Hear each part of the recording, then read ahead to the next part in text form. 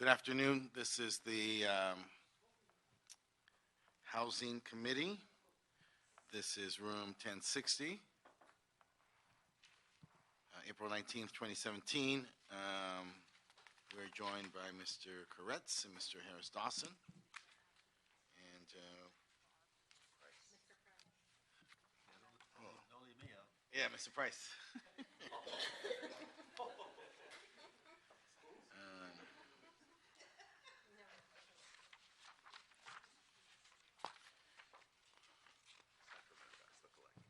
Yes, we do. So welcome, everybody. Let me say that a member of the public speaking on more than one agenda item shall be allowed to speak for up to 1 minute per item, up to a total of 2 minutes per meeting. This will be the only opportunity to speak other than during general public comment for those members of the public who have submitted speaker cards on more than one committee agenda item. General public comment is a non-agenda items within subject matter. Each speaker shall be limited to 1 minute of general public comment per meeting. Maximum time for one speaker on a multiple agenda of items in general public comment is 3 minutes, except today where there is only one item. The maximum time is 2 minutes.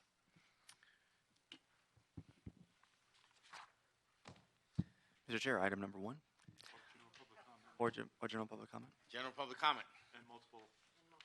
And multiple, yes. Patricia McAllister, please come up. Which one am I speaking on? Both? One and one. One and one, okay. Subject matter and then general. Okay, subject matter. I'd like to talk about this agenda item where you want to break down the houses and make more rooms for the illegal aliens. Again, like I said, we don't have anything, this mic is, it's on. We don't have anything that says illegal aliens can't get into this affordable housing. So again, everything we're doing, let's say it like this, it's for the illegals. Because we have more and more, as I ride around, we have more and more people with tents, all whole blocks with tents. And every time I look in there, I don't see any illegals. When I say illegals, I don't see any Mexicans, Asians. Asians are the second largest illegal alien population. From what I've been reading on the web, I do a lot of web work. I'm a computer scientist. Tanks are going to be coming in here. They're going to handle California real good. And I think they're going to blow down some of your houses before they come and get you. So that'll be a good thing, because I feel very strongly about this, because I'm an American and descendants of slaves. And we're not supposed to be replaced by any minority. We are descendants of slaves. You brought in all these illegals and Asians and Mexicans and everybody else just displacing black people. You go to Skid Row, nothing but black people. I want my people off of Skid Row, okay? I want them off of Skid Row. And no other group would do what these black council members are doing. A Jew would never do that to other Jews, come on a council and represent everybody except Jews. Italians wouldn't do it because they know they get knocked off in the community. These blacks come in here and they don't represent their people and walk around the community. Those days are going to end. You'll be too scared to do what you're doing in our faces. Too scared. Because you're going to be scared for your doggone welfare. You come in and sell out like that of black people and walk around like everything is fine, smiling. That's all I have to say. I'm against this. It's a hazard. People can be hurt living in these 40, 50 people like these Mexicans are doing now, 40, 45 people living in a 2-bedroom apartment. Plus, I heard they're subleasing. They're getting this affordable housing and subleasing it to other illegals, making money on the side. You all are not doing your job. Now, I just figured out why 10% of the people are voting. Only 10% are voting because 90% are illegal. They can't vote.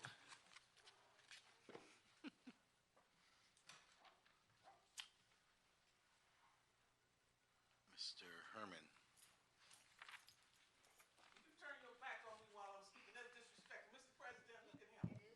He got his back turned to me. You're out of order. You are out of order. And just let me say that to you, that you're out of order. Please do not repeat that. I was thinking of you this weekend. I was reading about the history of this country and this state, the interrelationship between the undocumented community and their struggle for civil rights and the intersection with the struggle of the African American community and their struggle for civil rights. There's a rich, robust history through the courts. These cases go way back from Texas, moved to California, and served as the foundation. You may have heard of Brown versus the Board of Education, a seminal case in providing civil rights for the African American community. But its foundation, its origins, the struggle for the principles of that case were issues raised by the undocumented community both in Texas and then later in California, ending up in the Mendez versus Westminster. That is the foundation for that. The governor of California became the Chief Justice of the Supreme Court. Moved further to the Supreme Court, there was amicus curiae filed by the NAACP and their very learned jurists, and that became the foundation for Brown versus Board of Education, which most agree is a seminal case for bringing civil rights to the African American community, making a major step, not a complete step, but a major step in that direction. That is, ironically, the relationship and the unity between these two communities.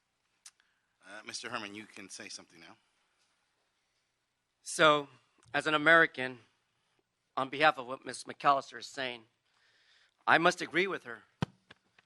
My Native American origin is not about racial concubines, but it's an issue regarding how and what affordable housing really is. Are we granting legal status to those who are here illegally in the American land, my home country? Because if that's the case, then I am not an American anymore. I'm a fugitive, occupied by bullshit liar politicians like Mr. Becerra, who's sitting in Washington listening to my bullshit, my rhetoric. Because Mr. Becerra should have stepped into the game before going to Washington and fought on behalf of those illegal immigrants to give them the monies needed. Not come in later because you want to be reelected or have some political gain in a favor for this position you're asking. So stop the bullshit. If you're going to help illegal citizens, then get on the drum and walk them into the so-called immigration office and pay for their dues. Because I have dues as an American citizen, as many of my African American and Native American and Asian Americans who have fought for this fucking country. So when you leave me and my American neighbors in the street saying that we have no constitutional rights, then fuck Brown and fuck all those other lying bullshit laws, because those laws were determined based on the criteria of what was happening then. What is happening now is we have 70,000 homeless people on the street, and a part of them are American veterans and their children living in riverbeds and living in tents. So on their behalf, politically correct, fuck you. Yvonne Michelle Autry, is that correct? Yes, thank you. It's Yvonne Michelle Autry, and I'd like to say for the record, I think it's really very rude, and it's a disservice to have Councilman Marquise Harris Dawson turn his back. I think it's appropriate to identify the council members, is that correct? I believe that he should be removed if he cannot entertain or give the respect for a citizen to express herself. You'll address your comments to the whole committee, not any particular member. I'm not addressing him. This is for the record. I'm not on crack. So what I'd like to also reiterate, or what I'd like to express for the record, is that I'm Blackfoot, Comanche, Cherokee, African, French, Spanish, Italian, and Irish. But we have to understand, we have to share this land. In the street, there are more black people, of melanated dark black people. This is engineered.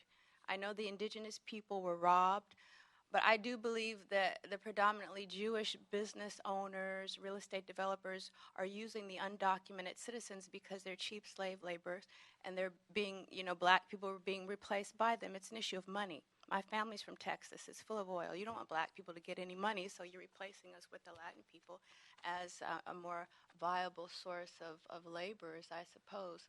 I believe that the extermination of black people is, I suppose, what you believe that you can actually accomplish with the increase of assaults, police brutality. Now there's spice, and then there's AIDS. I wake up with needle marks. You're injecting black women with the AIDS virus, okay? And then disenfranchising us because all the benefits are being given to the Hispanic people. Not just housing, but health care, scholarships, So I just like to speak on the record that I think black people should be given a higher priority, as well as veterans, and especially women. We're victims of not just police brutality, sex predation, We have sex Carlos. offenders We're done. that are attacking and Carlos Aguilar. ritualistic raping and abusing Public comment is sexually closed. black women and other homeless women. Is he for item 1, sir? Item 1. Uh-huh. Yes. Would you like to go to item 1, Mr. Chair? Yes. Public comment? Yeah. I just need to read the item briefly. Item 1 is an ordinance to preserve and create affordable housing units by establishing a process for granting legal status to certain existing unpermitted dwelling units.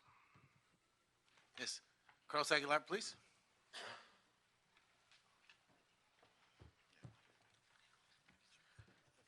Carlos Aguilar, Coalition for Economic Survival. CES fully supports this proposal. It is a proposal that we worked with landlord groups to help develop. The fact is, non-conforming, non-permitted housing is providing affordable roofs over many heads. This proposal is an effort to ensure these units are legally maintained as healthy and safe. To lose these units would only increase our housing crisis and displace more people. We have a real opportunity right now to make this a win-win situation for tenants, landlords, and the city. Tenants keep their affordable housing units, and the units are brought up to code. Landlords get a legal unit to receive income from without being cited, and the city preserves a critically needed affordable unit, thus not adding to our housing crisis. We strongly urge this committee to adopt this ordinance. Thank you. City Attorney? Who's coming up?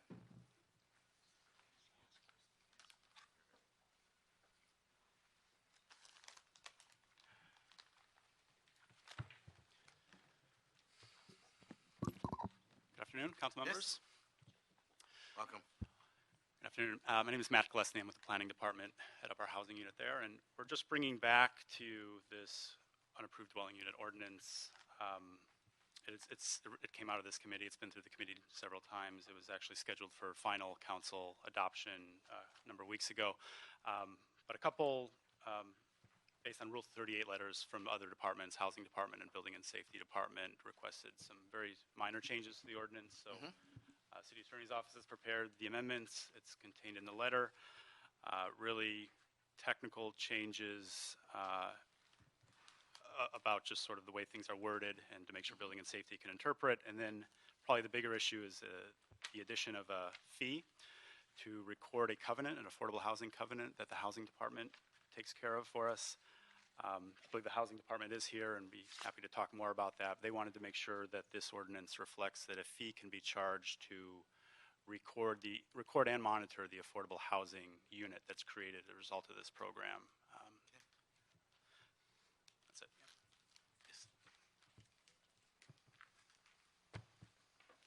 Deputy City Attorney Amy Brothers, I can come up after housing to work with the committee on how they're going to vote today. Okay. You got H sit? No? No? Ready to go? Okay. Yeah. I think. Good afternoon, council members. My name is Robert Manford with HSID. Yeah. As part of the UDU ordinance, we made sure in response to the Rule 38, the ordinance will include the fees that will be charged as part of covenant preparation and also monitoring. So as it's in here, we are available for any questions that may come up. I think we're ready for the CA to give us their report or to just walk us through whatever the aspects are. If not, we're ready to go forward.